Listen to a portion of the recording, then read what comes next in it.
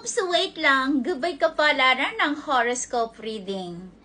Pumili lamang sa mga barahan na ito. Ito bang kaliwa or sa kanan ang pipiliin mo? Okay. Alright.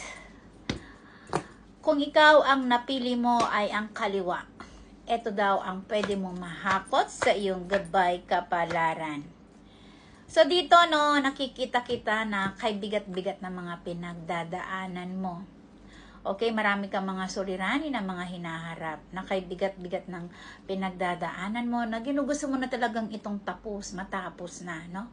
Na dito rin ay there's a possibility na dito ay kay bigat-bigat ng dadaanan ninyo sa buhay pag-ibig ninyo or lagi na lang ikaw na lang yung trabaho na dito nagmahal ka na may pagkabatugan ito or walang naitutulong ito sa'yo. Laging ikaw na lang yung nagtatrabaho sa inyong pamilya.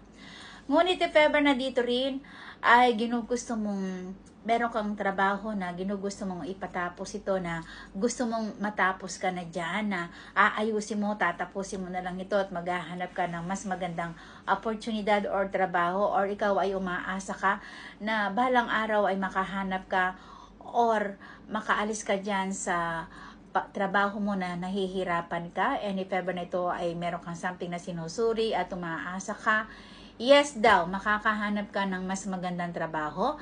If ever nahirap ka dyan at walang pagbabago or walang improvement ang buhay mo, magkakaroon ka daw ng tiis-tiis ka lang dyan, tapusin mo lang yan. Kapag natapos na yan, magkakaroon ka ng overflow ng kaligayahan at katagumpayan sa buhay mo na hindi nasayang yung mga paghihirap mo. Okay? At ito naman ang pwede mong mahakot sa iyong Destiny card. Alright, here we go. Destiny card sa nakapili ng kaliwa. So, kaya naman daw pwede kang yumaman ka or hahawak ka ng limpak-limpak na salapi na kagaya ng sinabi ko na dito ay magkakaroon ka ng relaxation.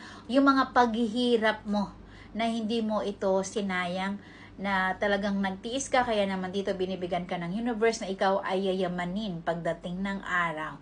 Okay, so palakpakin mo ang iyong sarili. Okay, if ever naman ito ang nakapili dito sa kanan, ito daw ang sinasabi ng iyong gabay kapalaran.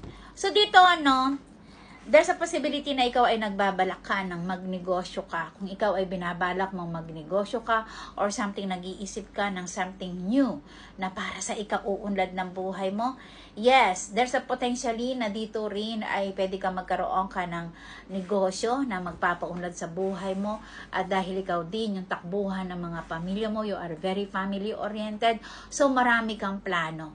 Na dito rin ay magkakaroon ka ng pag-ibig na generosity ito na makakatulong sa iyo ng bonggang-bongga. Na dito rin ay meron ako nakikita if ever na meron ginugustong magbuntis or something na single mother ito or you are single parent ito. Pero ang sabi naman niya, na dito daw ay more planning ka. Na dito rin ay there's a potentially na dito ay magkakaroon ka ng hopes na mabibigyan mo na masaganang buhay ang mga pamilya mo or unti-unti mo na ito meron ka something na inuumpisa na project na sinisimulan mo na to na mapapatapos mo. At dito rin ay magkakaroon kayo ng pag-ibig na ito ay makakatulong sa iyo ng bonggang-bongga. Hindi ikaw ang tutulong sa kanya. Yun ang tinutukoy ng iyong baraha. Kaya naman dito, my darling, so umpisahan mo na more planning ka kung ano itong mga pinaplano mo.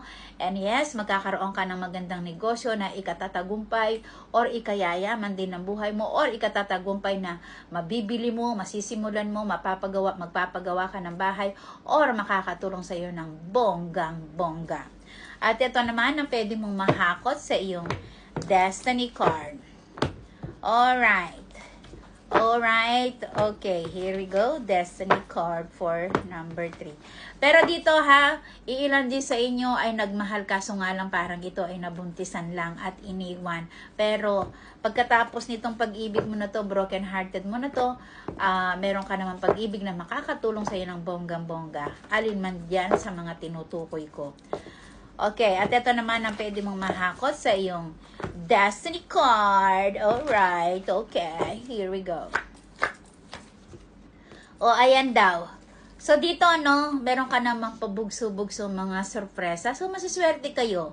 Okay? Parang binibigay ng universe na dito yung mga nakakapanood or nakakarinig na sinasabi ko ay sila yung mga masigasig or if ever na hindi ma-resonate sa inyo to, take it. If it is not, hindi naman, leave it. Pero ang sabi naman niya, na dito daw ay meron ka mga pabugso-bugso mga blessings na ikagugulat mo or ikasuswerte ng buhay mo na hindi mo to inaasahan. Kaya, palakpakin mo rin ang iyong sarili. Ayan, so, muli si Lady Diyosa ang nag-uulat. Thank you sa inyong panonood. Hanggang sa muli. Goodbye!